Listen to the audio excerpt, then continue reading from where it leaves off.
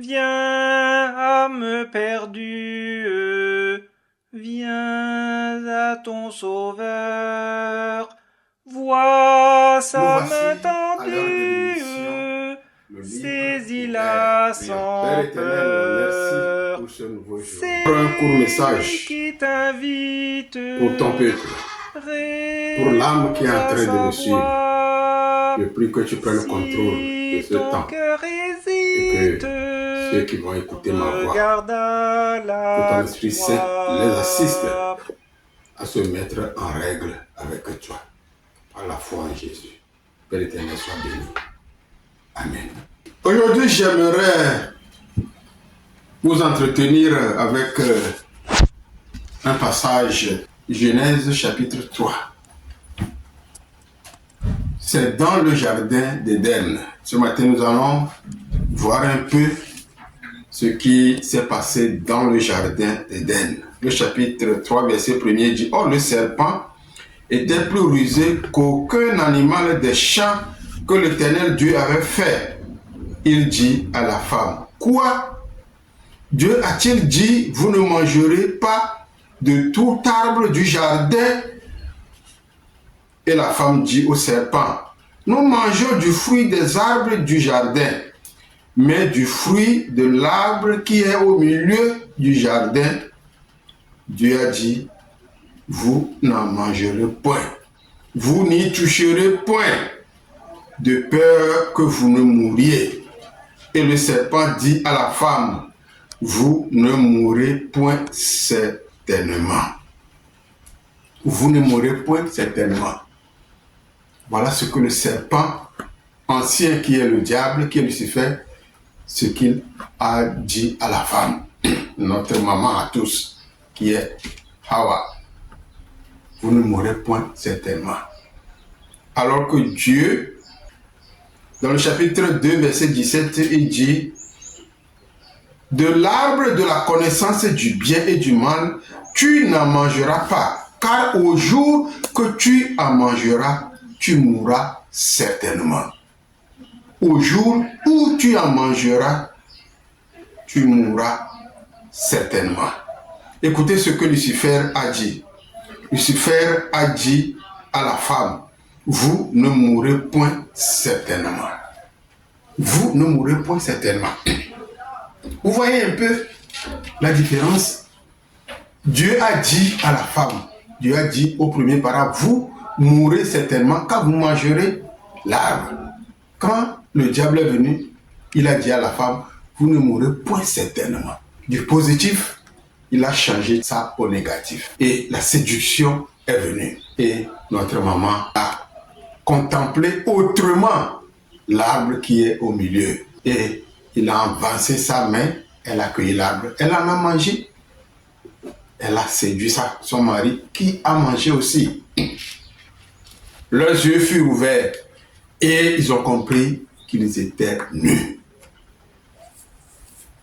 Maintenant, il faut chercher de quoi cacher sa nudité. La Bible dit, ils ont pris des feuilles du jardin, ils ont cousu ça et ils ont protégé leur nudité. Et quand Dieu est apparu, je vous invite à lire le chapitre 3 de la Genèse. Quand ils ont entendu la voix de l'Éternel, ils se sont cachés. Et quand Dieu a dit, mais homme, où es-tu? Adam dit, nous voici, nous avons entendu ta voix et on s'est caché parce qu'on était nus. Alors que tout à l'heure, ils ont confectionné des figuiers, des feuilles de figuier en ceinture pour cacher leur nudité. Mais quand l'Éternel est apparu, ils se sont cachés. Ils ont dit, ils sont nus. Est-ce qu'ils sont vraiment nus? Et l'Éternel a dit, qui t'a dit que tu es nu? Et à sa réponse, la femme que tu m'as donnée, c'est elle qui m'a séduit. La femme que tu m'as donnée, c'est elle qui m'a séduit. Et quand Dieu a posé la question à la femme dit, c'est le serpent qui m'a séduite. Chacun a jeté le fardeau sur la tête de son prochain. N'est-ce pas ce que nous faisons aujourd'hui? Quand nous posons un acte qui n'est pas correct, on cherche le bouc émissaire qui va porter cette charge. Et nous on est innocents, c'est lui. Le péché est entré parce que l'homme a été désobéissant à la voix de Dieu. Et quand il a écouté ce que le diable a dit, et il a fait ce que le diable a dit, maintenant, il a vu que il a gâté tout ce que Dieu lui a donné. Il ne peut plus se présenter devant Dieu. Il faut se cacher. Il faut se cacher sous les arbres. Quel est l'arbre sous lequel tu es caché? Quel est l'arbre sous lequel tu es caché? Parce que le diable t'a dit que tu es nu. Tu ne peux pas regarder la face de l'Éternel, le créateur du ciel et de la terre. Où es-tu? Où es-tu? Est-ce que c'est le diable qui t'a montré une voie et tu as vu que la voie là que le diable t'a montré, elle est plus favorable. Elle va te donner de bonnes choses que ce que Dieu t'a dit. Parce que ce que Dieu t'a dit, tu as vu que ça ne peut pas te protéger aussi longtemps. Ça ne peut pas te faire bonnes choses, de grandes choses. Et tu as voulu faire ce que Dieu a interdit. Et tu as constaté le dégât. Tu as vu que, si je savais, j'allais être là-bas, là où Dieu m'a placé. Mais Dieu m'envoie te dire que, bien que la situation soit ainsi, Dieu te cherche. Il dit, où es-tu? Voilà la question que Dieu a posée. Où es-tu? Et c'est la question que moi aussi je te pose aujourd'hui. Où es-tu? Est-ce que ta communion avec Jésus, tu l'as et tu l'as gardée?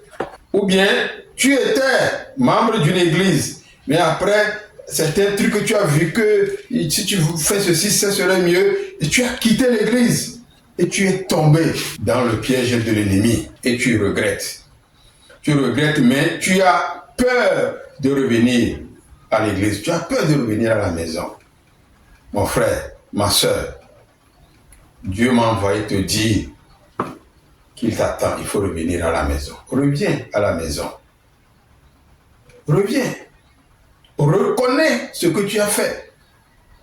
Repends-toi et confesse tes péchés à Jésus. Et il va t'accorder son pardon. Il faut que ça soit une sincère repentance.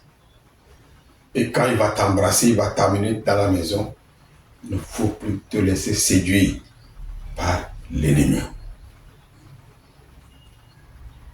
Alléluia. Nous avons un Dieu.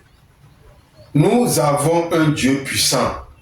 Nous avons un Dieu rédempteur. Il veut nous sauver.